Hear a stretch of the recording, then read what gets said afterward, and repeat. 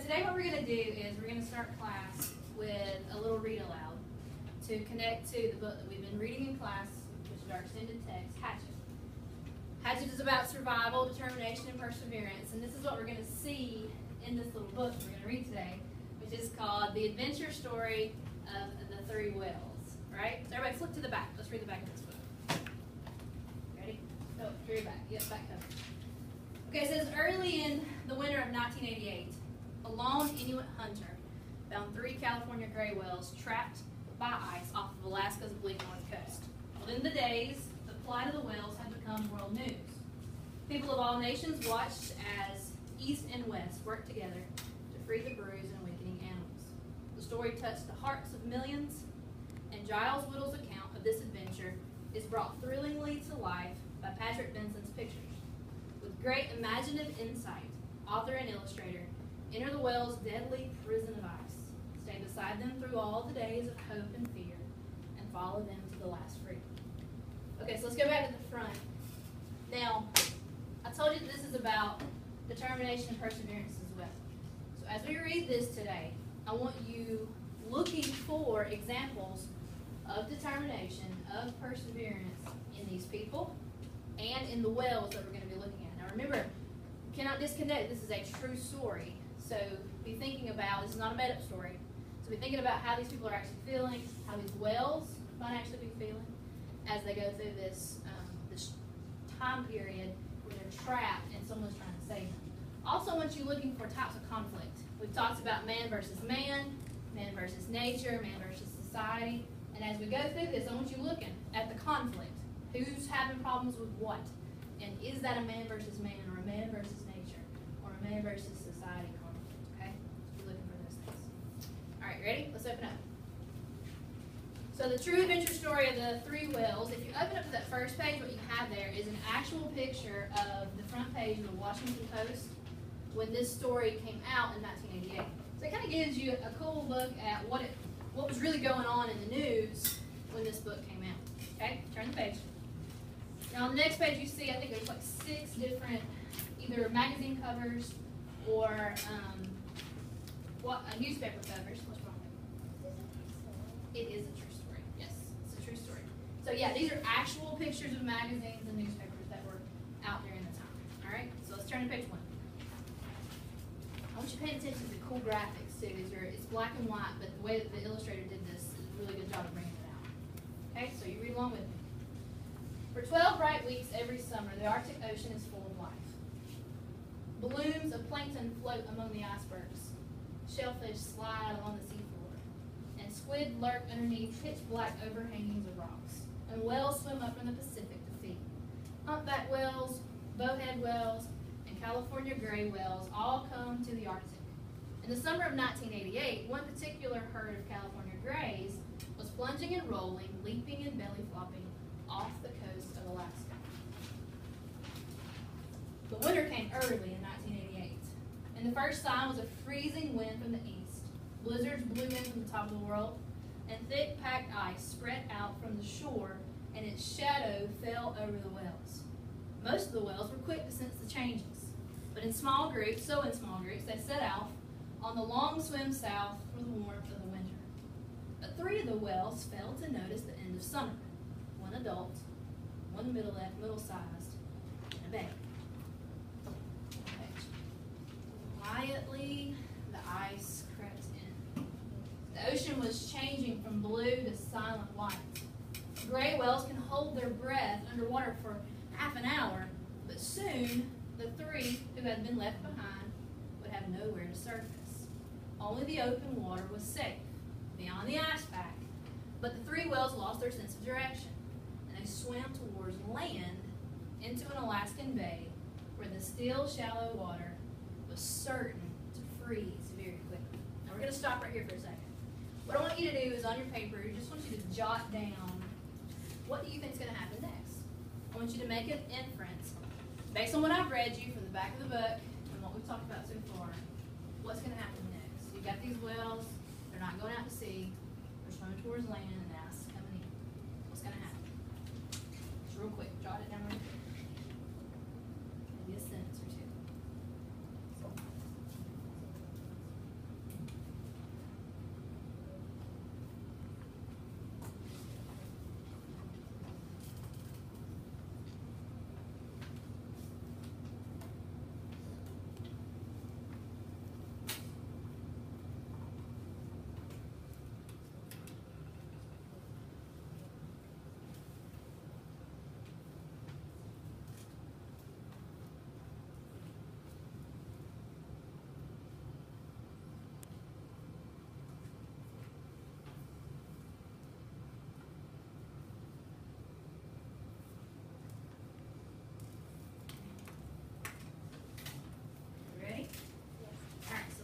12. Here we go.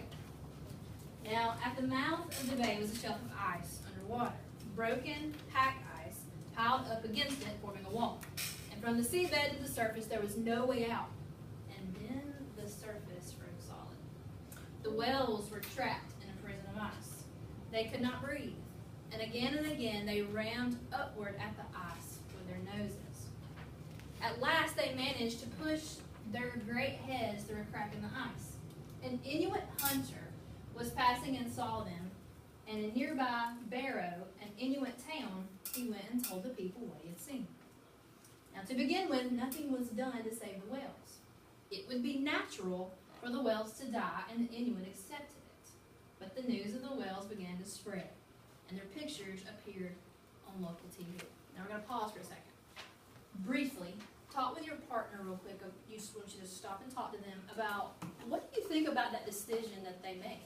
They decided to let them die. It would be natural, the circle of life, whatever you would call it. They decided just to let them die. I want you to discuss with your partner very quickly what you think about that.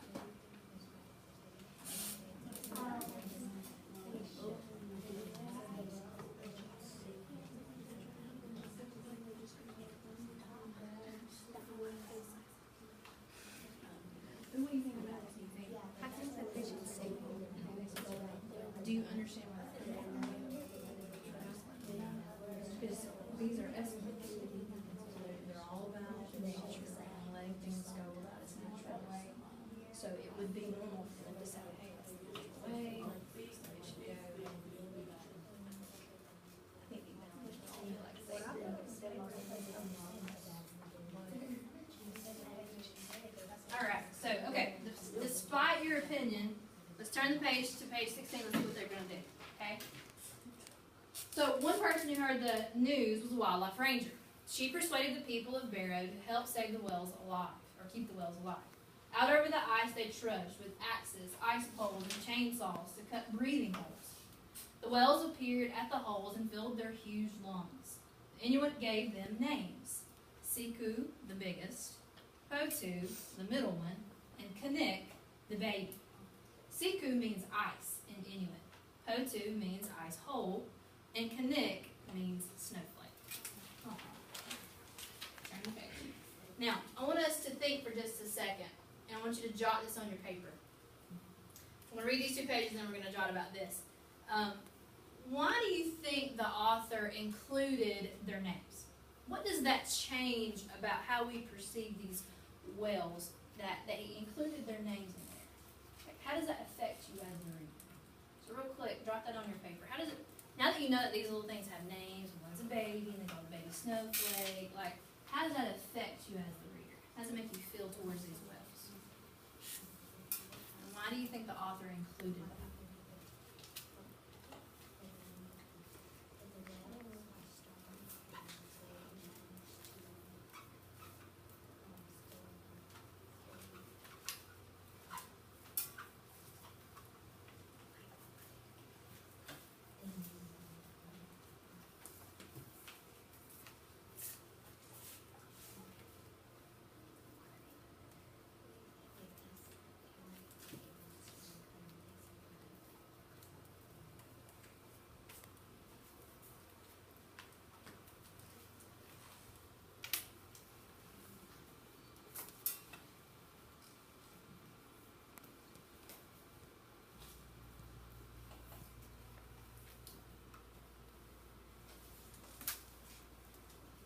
Look at page 18. And the Inuit cut a line of breathing holes out towards the open water. They worked for 14 days and nights. Did you catch that? Chattering chainsaws sliced constantly through the ice, but the water would quickly freeze solid again. Siku, Potu, and Kanik refused to follow the line of holes. They stayed by the shore where they knew that they could breathe. The plight of the whales became front page news all over the world, and millions of people waited and hoped. From across America, offers to help poured in, but nothing could break through the wall of ice at the mouth of the bay. An enormous bulldozer tried, but stuck fast. A sky crane helicopter hammered the ice with a concrete torpedo. It punched a line of holes from the whales to the wall, but still the whales wouldn't follow. Their noses were bloody and scraped to the bone. The ice was invincible. It seemed to the watching world that the whales must die. Polar bears stalked the ice, waiting patiently for a feast of whale meat. One evening, Siku and Potu surfaced alone. Being the smallest, Kanik was also the weakest. Morning came, and still only Siku and Potu appeared at the hole. No one could say exactly what had happened, and no one ever saw Kanik again. Let's pause for just a second. Jot down on your paper real quick. What types of conflict have we seen so far? We've got a lot of struggle going on. Okay, so you tell me what you think. Man versus nature. Write it down on your paper. We're going to stop and jot. I want you to jot it on your paper. So, what kind have you saw? And yes, the types are man versus nature, man versus society. So jot those down. What types have you seen? And maybe who's in conflict? Like, who's having trouble with what?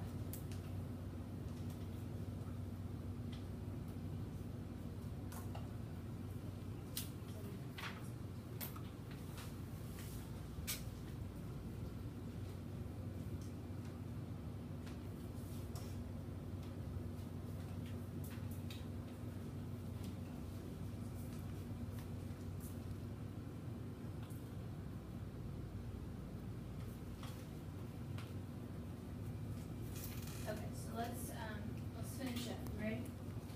See what happens. On the 20th day, don't lose track of time, it's 20 days in, Siku and Potu felt the tremble of distant engines.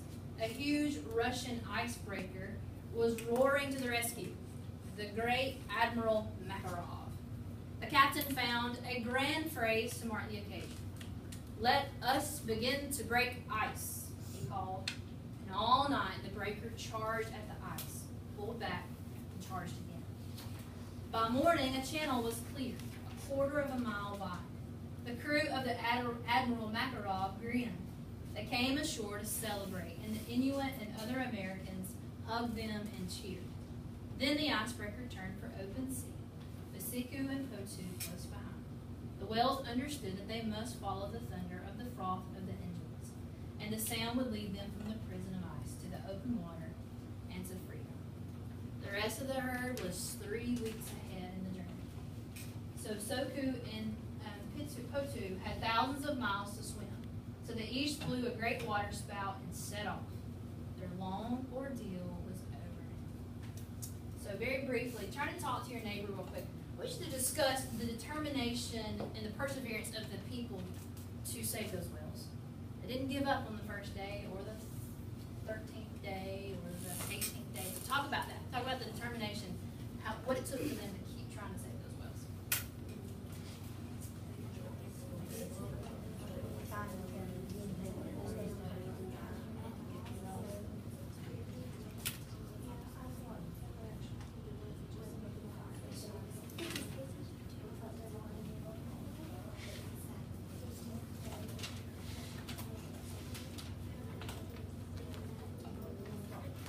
Okay, so talk to me. Everybody look this way. Eyes and ears on me. So you tell me. Raise your hand. Who can tell me a little bit about the determination and the perseverance of these people? What do you think, Jeremiah? You would think they would let them die, but then once they got on the news and stuff, people start coming and trying to help them get out. And on the 15th day, you would think they give up, but they just kept going hard and kept going. They just kept working, didn't they? They didn't give up. Somebody talk to me about the determination and the perseverance of the whales. Because you think about it, they're playing a factor in this too, right? They could have given up. So what about those whales? Can anybody tell me something about them? What it tells us about them? What do you think? They just stayed by the hole because they thought that they were going to die in the ice and stuff. And so the people came and they saved them. So just like they didn't give up and they just kept on going. They kept trying. They kept trying to keep themselves alive, right? While the people are trying to do these things. What do you think, Brenda? We think about the persons being strong.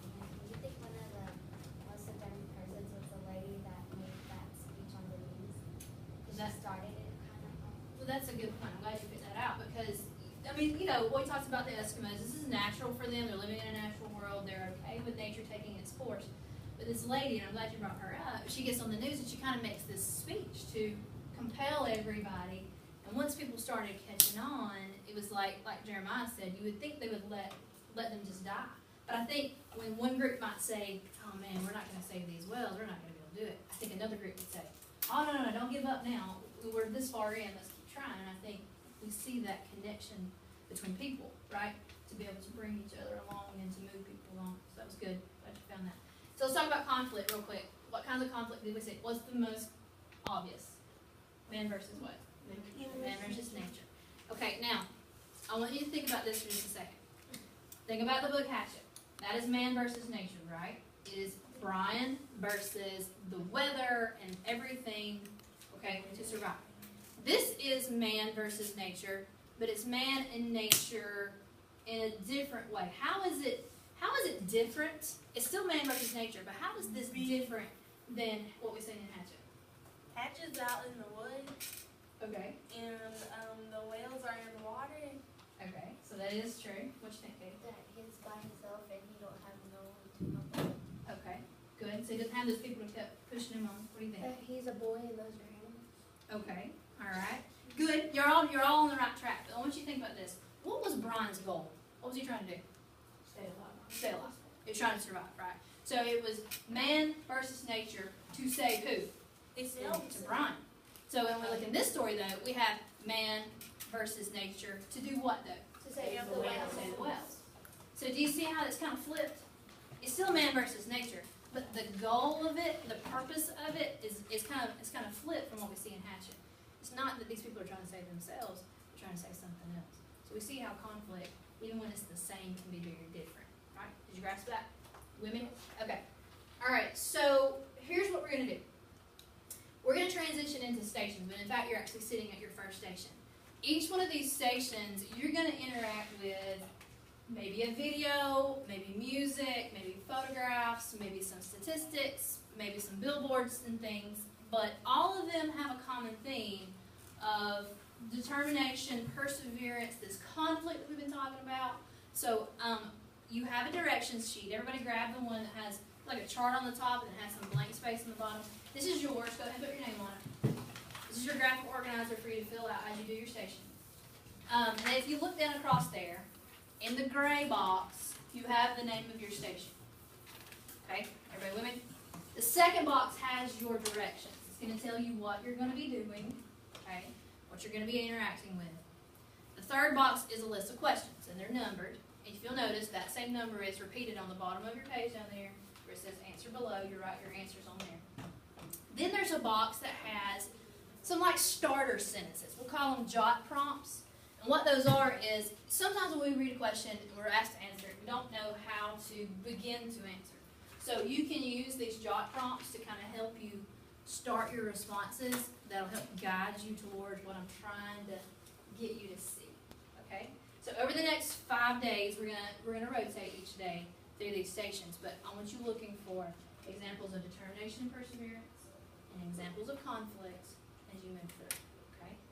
All right. So if you are in Jeremiah's group or in Brenda's group or this group, you guys can go ahead and start. If you have an iPad, I'm gonna come by and unlock your screen and get you guys started. Okay? All right. So read your directions. They're in the second box. All right. So you're gonna share these. Yeah.